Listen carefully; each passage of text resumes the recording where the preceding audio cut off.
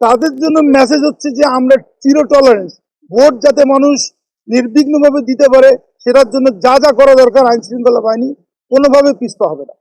আমাদের টোটাল 645 সদস্য পোশাকে মাঠে থাকবে, আরো এরকম আরো বিশাল সংখ্যক সাদা পোশাকে মাঠে থাকবে। নির্বাচন সুরক্ষা অ্যাপ নামে একটা নতুন নির্বাচন একটা অ্যাপ্লিকেশন আছে, আমাদের একটা অ্যাপ আছে, ওইটার মাধ্যমে প্রিজাইডিং অফিসার কিংবা সংশ্লিষ্ট কেন্দ্রে যারা আনসার সদস্য আছে তারা আমাদের নোটিফিকেশন দিতে পারে।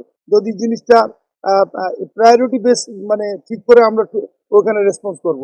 আবার যদি কেউ সাধারণ মানুষও মনে করে যে এখানে একটা গন্ডগোল হচ্ছে, যদি কেউ আপনারা সাংবাদিকরা যদি মনে করেন যে আমাদের ইনফর্ম করবেন, অবশ্যই যদি ঘটনাটা সঠিক হয়, যদি ঘটনাটার কোনো মিস ইনফরমেশন এবং ডিসইনফরমেশন ইস্যু না থাকে, অবশ্যই র্যাব এবং অন্যান্য আইন শৃঙ্খলা বাহিনী তাৎক্ষণিকভাবে এবং আমাদের নোটিস টু মুভ এনটিএম খুব বেশি না, 15 থেকে 20 মিনিটের মধ্যে আমরা জায়গায় পৌঁছানোর সক্ষমতা রাখি।